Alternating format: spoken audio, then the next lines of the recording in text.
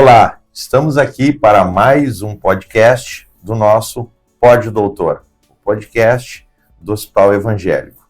Meu nome é José Pulido, sou médico oncologista e hoje temos uma convidada aqui super especial para um assunto de extrema importância para a sociedade. A convidada é minha esposa, a doutora Sabina Bandeira Aleixo, médica oncologista, militante da causa, né, de política pública, de combate ao câncer. Sabina, prazer aí você estar aqui no meu podcast para a gente falar desse assunto tão importante para a sociedade, né, que é o câncer de mama e Outubro Rosa. E eu vou começar com esse assunto, né? Então, quando começou tudo isso, essa história de Outubro Rosa, de onde veio tudo isso? Bom, foi muito bom estar aqui, né, com vocês. Você fica assistindo e dessa vez eu estou participando, tá bem legal estar aqui. Mas, enfim, o Outubro Rosa é um movimento que começou nos Estados Unidos na década de 90. É um movimento que surgiu de uma vontade de uma pessoa, uma mulher que tinha perdido familiar com câncer de mama e tentou mostrar a importância de se falar do câncer de mama nas mulheres americanas, sobre o risco que elas estavam correndo, que teria coisas para ser feita. E ela escolheu a cor rosa, que tem um pouco da questão da mulher, da feminilidade, né, relacionada a essa cor, e ela começou a promover uma corrida, usou o laço rosa, e isso foi, as pessoas gostaram da ideia, e foi se ampliando, e surgiu esse movimento que é conhecido. Hoje, Outubro Rosa é um movimento mundial. Ele chegou no Brasil um tempo depois, né? O Brasil não foi por aqui que começou, não. Mas aqui que a gente encampou, digamos isso, assim. Os outros países foram aderindo, foi meio que espontaneamente os movimentos surgiram, porque o câncer de mama é o câncer mais frequente nas mulheres no mundo inteiro, não só nos Estados Unidos, como no Brasil e em outros países. Então, a ideia foi boa e todo mundo começou a replicar. Então, o movimento aqui no Brasil ficou muito forte e hoje em dia tem muitas mulheres que aguardam o Outubro Rosa para poderem até conseguir mamografia, acesso a exames. Então, é uma coisa que tem ajudado muitas mulheres. Você já falou de uma questão que eu ia te perguntar, que é extremamente relevante, né? Porque existe o câncer de mama, existe o câncer de intestino, existe o câncer de pulmão, que inclusive é a maior mortalidade do mundo, né? Mas por que o câncer de mama? Qual é a sua importância a nível não só nacional como mundial? Você já até citou que é um câncer de alta incidência, né? Ou seja, que ocorre muitos casos por ano. Olha, eu estava até revisando isso, assim, globalmente no mundo inteiro, tirando o câncer de pele, o câncer de mama é o câncer mais frequente no mundo inteiro, né? Então, ele representa mais ou menos 12% de todos os casos de câncer no mundo. Então, ele está na frente de todos os outros. Por isso que o Outubro Rosa é um movimento tão grande, porque é um movimento em que muitas pessoas são afetadas, né? Porque quando uma mulher é afetada, não só ela, como toda a família dela, né, é afetada pela doença. E o diagnóstico precoce pode salvar muitas vidas. Então, além de ser uma doença muito incidente prevalente, ela tem como fazer o diagnóstico precoce. E as mulheres, infelizmente, não sabem disso. Então, o movimento do Outubro Rosa foi para alertar. Mulheres, vocês podem fazer alguma coisa para mudar a mortalidade pela doença. Além de ser incidente, ela é o câncer feminino que mais mata também. Então, a gente tem que mudar esses números. No Brasil, uma estatística aproximadamente de 70 mil casos novos por ano, né, que é o que acontece. Trazendo para a nossa realidade aqui, vamos pensar no nosso mundo aqui para que as pessoas tenham ideia. Em média, no Hospital Evangélico, quantos casos por ano o hospital atende de câncer de mama? Olha, a incidência é grande, a gente tem tem meses que a gente tem mais de 18 casos novos por mês, né? Chegando a ter quase 200 casos anuais. Quase 200 casos por ano. Por ano. Então, a incidência é extremamente alta.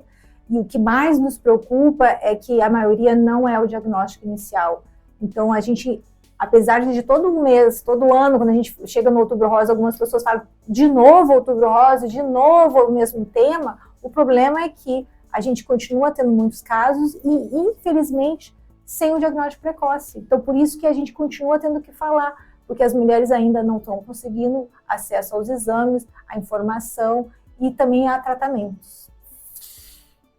Tem várias publicações, vários estudos, né? Tem um recente agora, foi publicado no mês passado, inclusive, falando que está ocorrendo um aumento no número de casos novos de câncer em todo o mundo, né? No Brasil não é diferente e na nossa região aqui do sul do Espírito Santo também não é diferente. Inclusive casos, a incidência, né? Incidência, quando a gente fala incidência, é o número de casos novos, né? Tem aumentado também em mulheres mais jovens, né? Então, o câncer de mama, historicamente, é um câncer depois dos 50 anos, mas cada vez mais nós estamos vendo o câncer de mama em mulheres de 30 e até de 20 e poucos anos de idade. Tem alguma explicação para isso?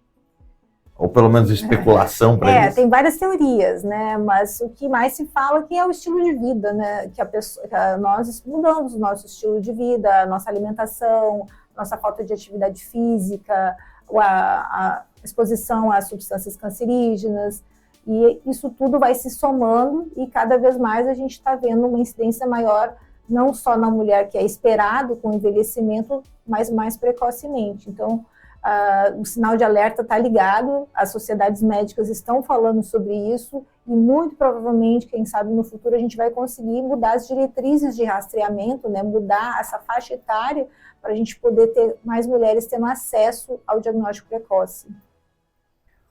Uma questão, nós que somos oncologistas, as pessoas quando chegam lá com um diagnóstico de câncer, inclusive de mama, sempre vem a pergunta do porquê, né? Por que eu fui acometido?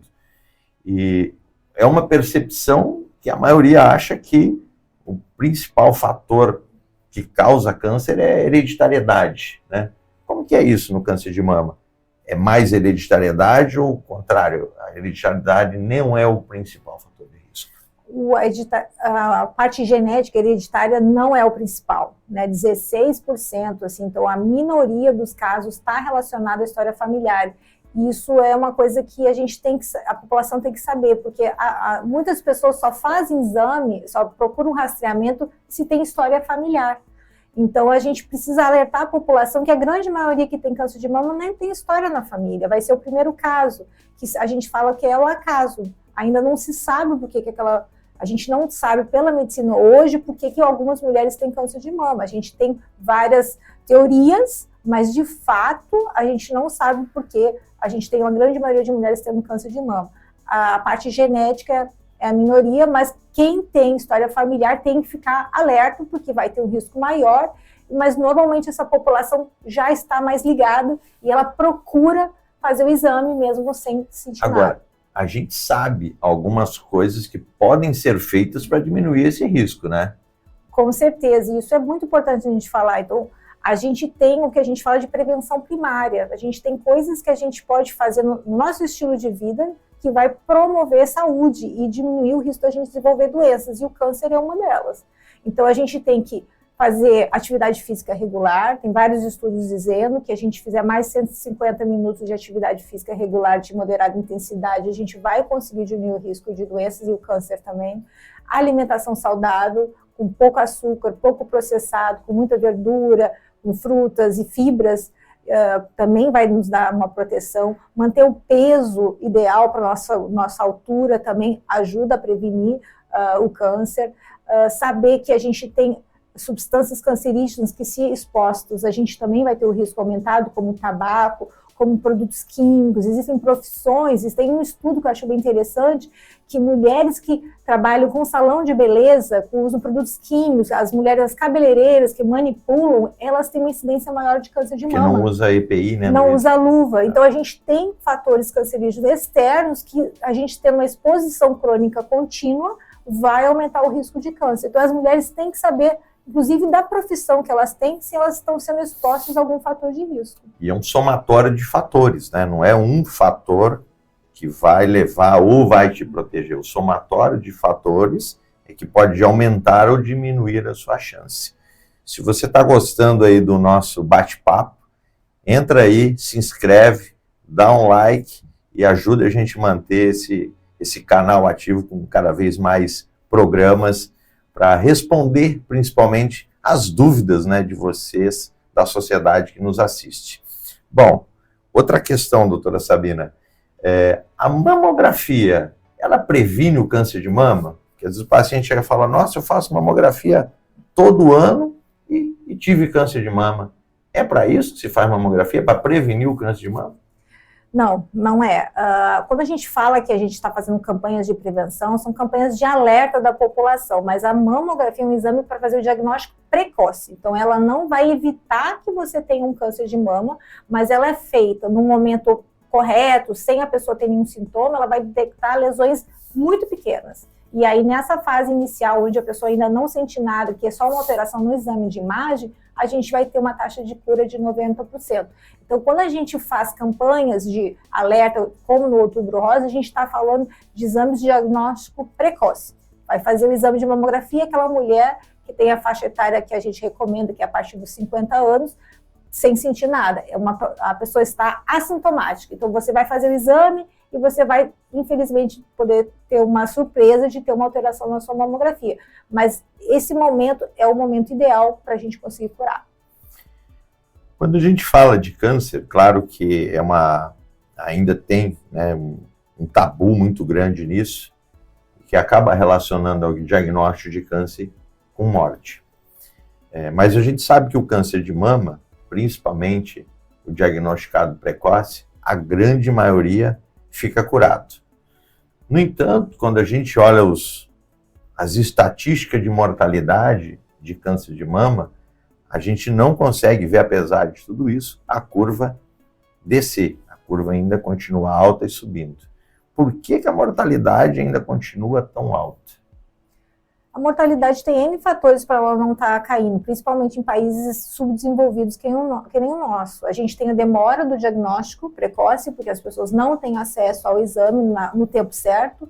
Depois que eles conseguem fazer exames, eles têm dificuldade de acesso ao profissional especializado e depois eles têm dificuldade de acesso ao tratamento.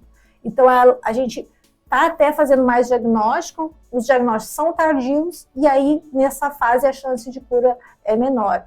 E a gente também tem novas tecnologias que também não são incorporadas, né? Então, a gente tem países em desenvolvimento, que nos Estados Unidos, Canadá, as taxas de cura, as curvas deles estão melhores. Mas se você for olhar países da América do Sul, países da África, nossas curvas continuam ruins. Então, se você olhar no global, no mundo, até que o câncer de mama não está tão ruim assim. Mas se você separar, está indo melhorando por causa dos países desenvolvidos. Então, nós somos países subdesenvolvidos, nós somos um país que existe dificuldade de acesso e nós temos que batalhar cada vez mais para que todas as mulheres tenham acesso no tempo oportuno ao exame de mamografia, que ele realmente vai salvar vidas e vai fazer com que famílias não acabem, porque a mãe teve o câncer de mama e não conseguiu se curar. Então, isso é muito importante que a gente alerta. Eu queria mostrar um dado que hoje, até para vir aqui, eu estava pesquisando sobre exames de mamografia no SUS de rastreamento. E eles pegaram, tem uma pesquisa nacional de saúde, que eles avaliaram se as mulheres na faixa etária preconizada no Brasil estão tendo acesso. Eles conseguem ver lá pelo sistema a faixa etária e ver quantas mulheres a gente tem nessa faixa etária e quantas estão tendo acesso. A gente tem menos do que os 50% de mulheres fazendo mamografia na faixa etária que é preconizada, que é de 50 a 60 anos. Que é recomendada no Brasil. Isso a gente nem está falando acima de 40, entre 40 e 50, a gente está falando na faixa preconizada. Além da falta de mamógrafos no país, de médicos que façam laudos corretos. Então, a gente precisa realmente encarar o câncer de mama como um problema de saúde pública e a gente tem que fazer com que menos mulheres morram, porque a gente, infelizmente, não está tendo acesso no tempo oportuno aos exames.